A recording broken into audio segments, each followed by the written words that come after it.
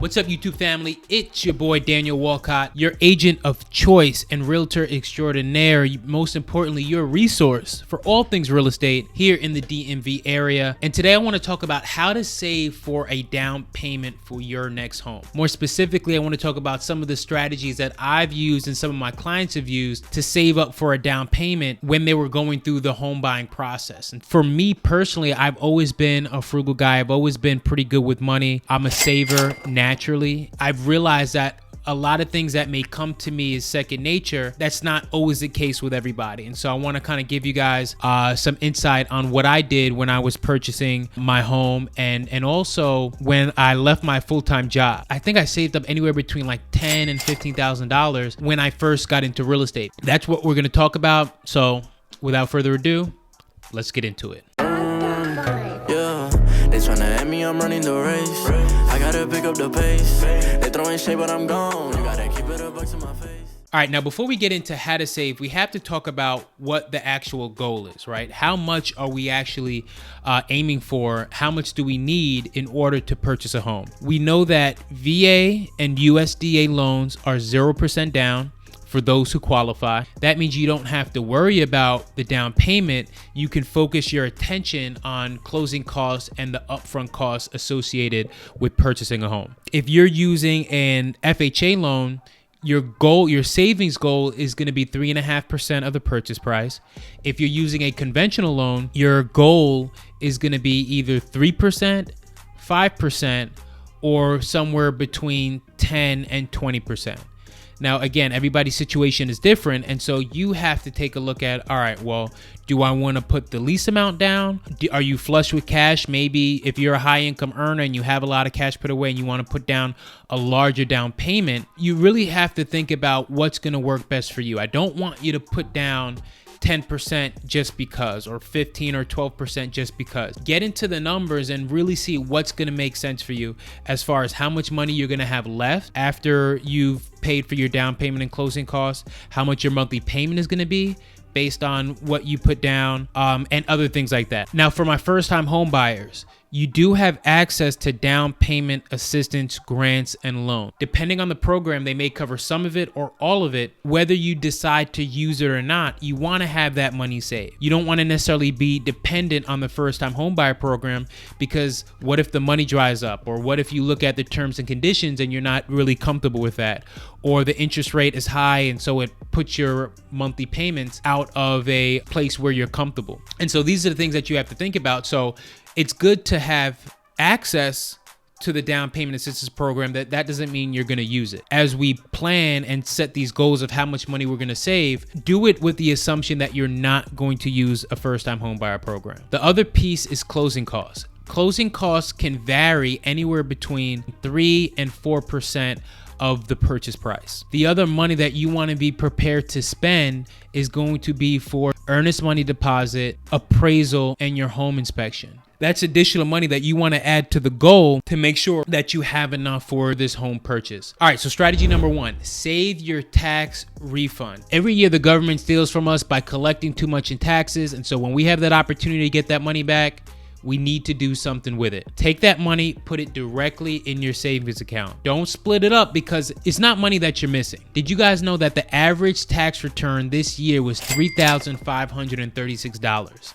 And I know some of y'all got way more than that. So instead of getting the bag, instead of getting the shoes, I know some of y'all probably already bought tickets to Tulum and Cancun and y'all going all these places. Save it. So strategy number 2, live below your means. Now this strategy may be the toughest one, but also the most important, because we live in a society that promotes consumerism. If you can't afford something, you can put it on credit.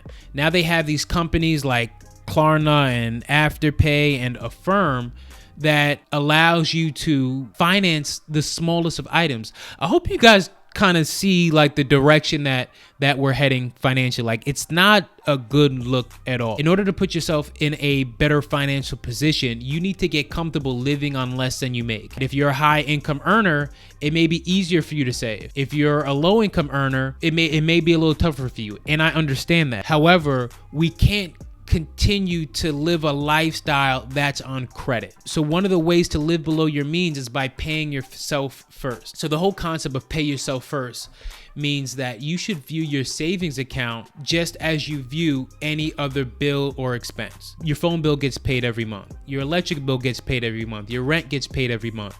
Not only should you pay yourself every month, but you should pay yourself first. Every check that comes in, a portion of that right off the top should go to your savings account. Because what usually happens is you pay your rent, you pay your bills, and once all that money's gone, you have nothing left to save. I kind of liken it to a restaurant. So you ordered chicken tenders, and the waiter was to bring you out 6 chicken tenders. You would eat all the chicken tenders because you paid for it. Usually when a server brings out your food, you're gonna finish everything that's on the plate. If they were to bring you 5 chicken tenders and fries, you would eat all the chicken tenders.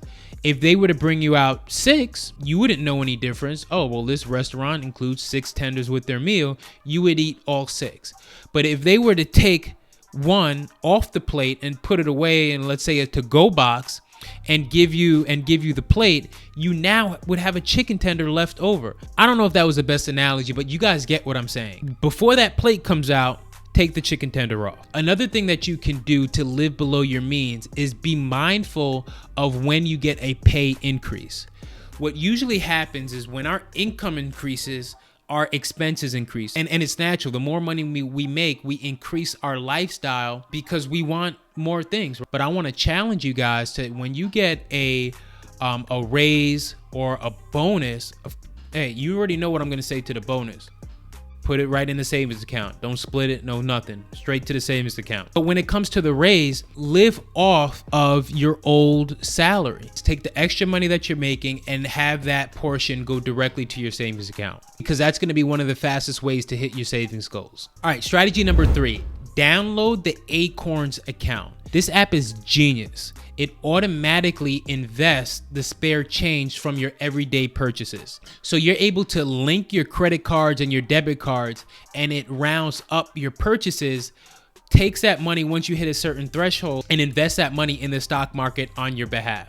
You want to talk about one of the easiest strategies? It allows you to save without even thinking about it, because you're not even going to notice that that money's missing. It just continues to grow in that account, and you're able to pull it out whenever you want to use that money or make a purchase. And even if it doesn't grow to a substantial amount, if you have a couple of $100s in there, that's money that can go towards a home inspection or the appraisal. All right, so strategy number 4, and some of you guys may be doing this already, living with your parents or relatives. And I get it, moving back in with your parents may seem like you're going backwards, but sometimes you have to get pulled backwards in order to spring forwards.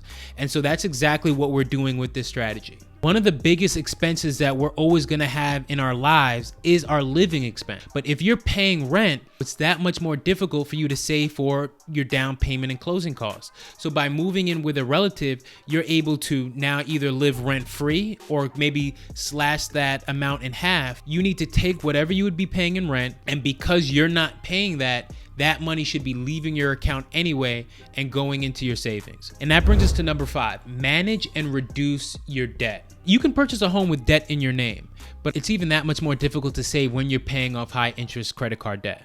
I can't in good conscience recommend that you guys save money while you have credit cards out with high interest rates. It just doesn't make any sense, because on one side you have your savings account, which unfortunately is losing value due to inflation, and on the other side you have debt that's increasing because of the high interest rate on these credit cards. And so there are 3 main strategies to paying off debt. You could choose whichever one you guys like. The most popular is the snowball method, and that states that you pay the smallest debt as quick as possible while making the minimum payment on all your other debts.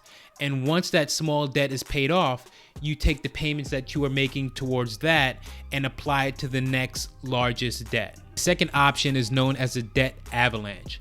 And here you pay either the largest debt or the debt with the highest interest rate first. And once that's paid off, then you pay the extra towards the next smallest debt. I like this method because I'm a believer that you want to pay off the cards with the highest interest first. And the third option is debt consolidation, where you combine all your debts into one single account. Now, if you're going to use this method, you want to avoid taking out new cards, and you want to make sure that you're making those payments monthly and on time. Usually with the debt consolidation, you can get a lower interest rate. Another strategy which ties into debt consolidation is doing a balance transfer. So if you only had one card with a high rate, maybe you do a balance transfer. There is a fee associated with that, but you do have anywhere between like 12 and 15 months of interest-free payments. And finally, strategy number 6, make more money. Like, look, I understand the times that we live in. It seems like in every industry, prices are going up due to supply chain issues. Like, everybody in the world is having supply chain issues. Our expenses are going up, and it's hard for a lot of people to keep up. Like, I get that 100%. We also live in a gig economy. So if you have any type of talent, or if you have extra time and you're able to pick up some money here, whether it be like Uber Eats, Uber, TaskRabbit, DoorDash, some of these things where you can make some extra money, like even Fiverr. If you have a skill or a talent that you can put some hours into outside of your normal working hours to make some money. And again, this is for a short period of time, right? I'm not saying you have to do this for the rest of your life, but we have goals to hit. Like, let's just face it. You said you wanted to buy a home, and in order to purchase a home, you need to make sure that you have your down payment, your closing costs, your upfront costs. So if you haven't asked your job for a raise, now may be the time to do it. Perform your job well. We all know that closed mouths don't get fed. So ask for a raise. If you don't get it, you don't get it. But if you do, then we go back to strategy number 2, which says you take the difference between your old salary and your new salary, and you take all that money and put it in your savings account. After you purchase your home, do whatever you want with it. Doesn't matter to me.